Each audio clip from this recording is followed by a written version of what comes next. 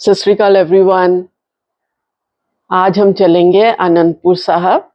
अभी बैसाखी आने वाली है 13 अप्रैल को, और 13 अप्रैल को आनंदपुर साहब जाना, वहाँ के दर्शन करना बहुत ही जरूरी है, क्योंकि इसी दिन गुरु गोबिंद सिंह जी ने आनंदपुर साहब में ही खालसा पंथ की सिर्जना की थी। इसी दिन हमारा खालसा पंथ बना था।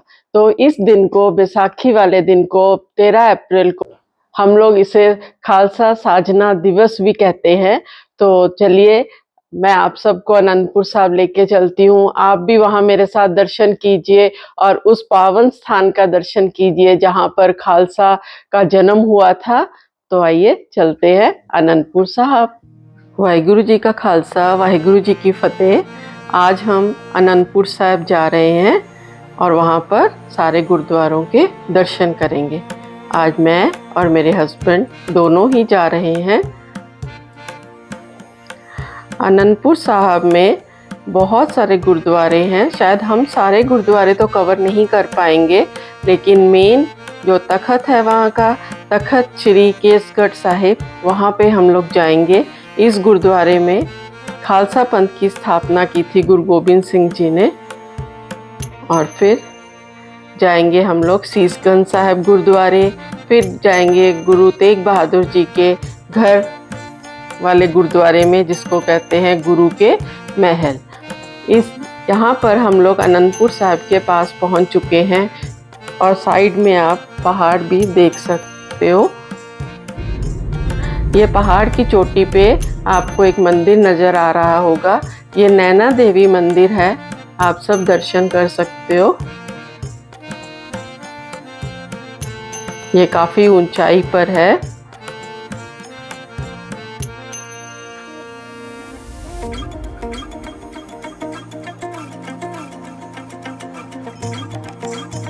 अब हम आनंदपुर साहब पहुंच चुके हैं और अब गुरुद्वारा साहिब के पास पहुंच गए, तखत श्री केसगढ़ साहिब। राइट साइड में पार्किंग है, बहुत बड़ी पार्किंग बनाई है। यहाँ पे खुली पार्किंग है। यहाँ पर सब अपनी कार्स वगैरह पार्क करके आगे पैदल ही चलते हैं। गुरुद्वारा साहिब आप देख सकते हो कि कुछ ऊंचाई पर है और यहाँ से सब ने अब चलना शुरू किया है पैदल। ये गुरुद्वारा साहिब थोड़ा ऊंचाई पर है और इसीलिए आपको नज़र आ रहा होगा कि यहाँ स्लोप है, थोड़ी ऊंचाई है, इसलिए धीरे धीरे सारी संगत ऊपर चढ़ रही है। ये हम पहुंच गए गुरुद्वारा साहिब के सामने। ये व्यू सामने का व्यू है, बहुत ही सुंदर लग रहा है गुरुद्वारा साहिब। ये टाइम है जब होला महल्ला का हो चुका था और बैसाखी आने वाली है, तब का व्लॉग है ये।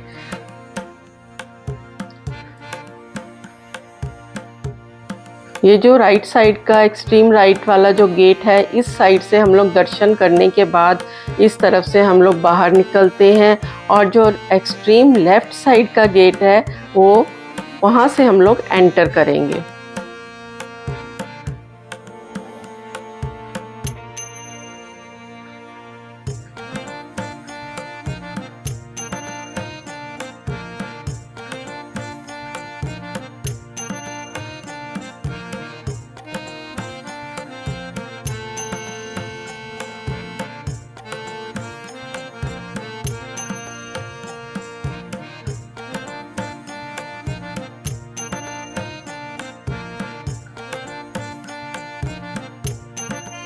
इस बड़े से पेड़ के सामने वो गेट है जहाँ से हम लोग एंटर करेंगे अंदर जाने के लिए गुरुद्वारा साहिब में।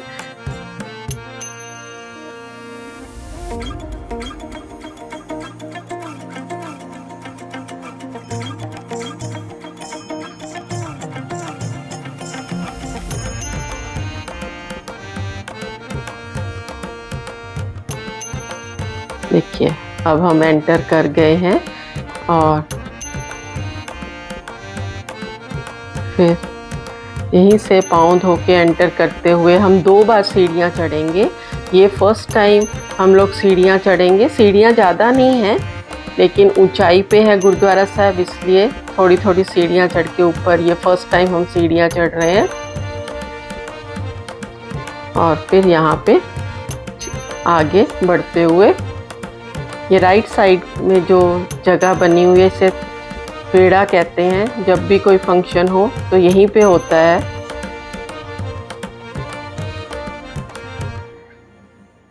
अब आगे बढ़ते हुए फिर से सेकेंड टाइम हम लोग सीढ़ियाँ चढ़ेंगे। ये देखिए संगत काफ़ी है आज भी।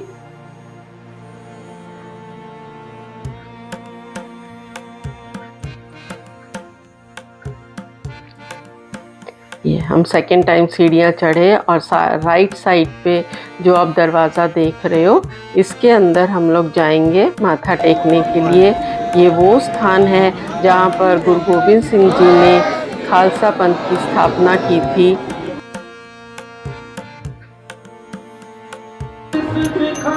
और माथा टेकने के बाद हमने वहाँ पर बैठ के कीर्तन सुना, बहुत अच्छे हुए थे। फिर हम लोग इस साइड जो पैसेज नज़र आ रहा है उस साइड से सब संगत माथा टेक के बाहर आ रही थी। ऊपर बहुत खुली जगह है, सारी संगत अंदर माथा टेकने के बाद बाहर आके बैठ जाती है और कीर्तन सुनती है। और ऊपर से आनंदपुर साहिब सिटी ऐसी लग रही है। ये पूरी ही जगह, पूरा आनंदपुर साहिब बहुत ही पवित्र जगह है।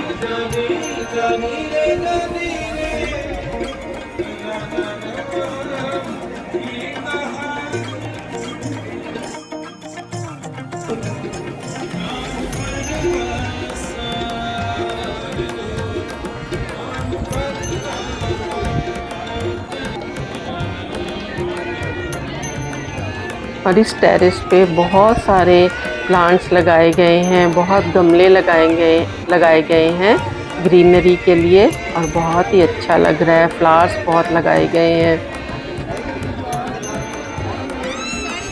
इतनी खुली जगह है कि इतनी संगत होने के बावजूद भी सब काफ़ी जगह यहाँ खाली है। फिर हम लोग एक जो सेकेंड टाइम हम लोग सीढ़ियाँ चढ़े थे वो हम लोग उतर के आए हैं। और इस जगह पे देखिए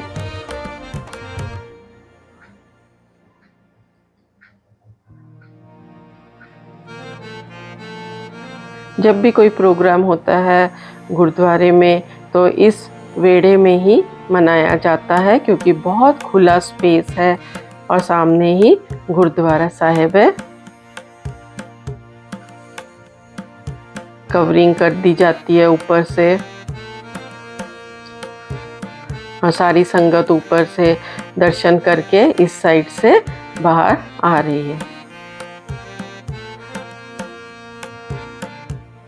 सजावट देखिए कितनी ही अच्छी की गई है।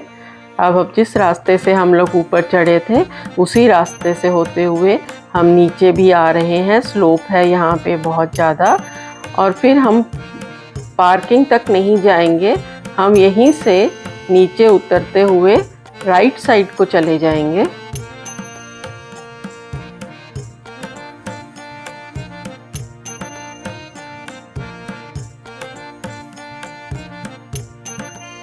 देखिए राइट साइड की तरफ बहुत ही बड़ी मार्केट है, बहुत ही लंबी और बहुत सारी दुकानें हैं। यहाँ पे आप जो भी खरीदना चाहो यहाँ से खरीद सकते हो।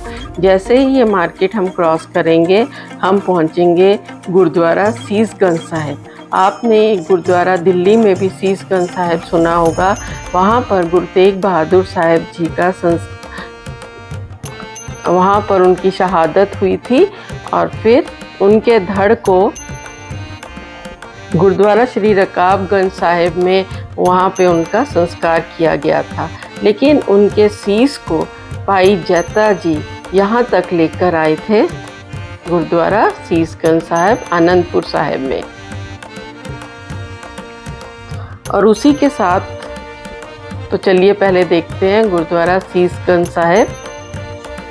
ये है, बहुत ही पवित्र जगह है गुरुद्वारा शीशगंज साहिब श्री आनंदपुर साहिब।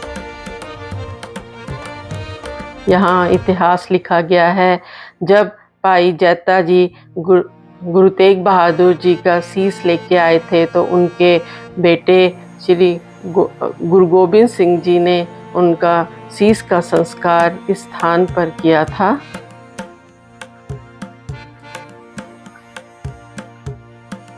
उनके साथ बहुत सारी संगत आई थी। देखिए,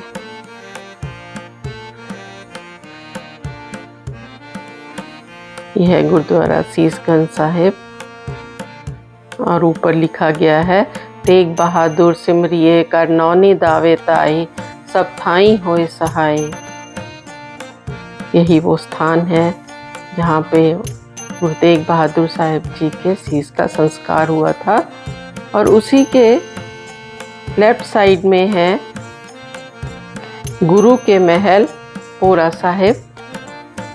ये है यहाँ, ये सारे जो प्रेमिसेस में जितने गुरुद्वारे हैं। और ये है गुरुद्वारा दमदमा साहिब। यहाँ हमारे 10वें गुरु गोबिंद सिंह जी को गुरता गद्दी दी गई थी। और उसके बाद है गुरु गोबिंद सिंह जी के तीनों साहिबजादे जो थे, छोटे वाले तीनों, उनका जन्म स्थान है। उनकी याद में गुरुद्वारा बनाए गए हैं।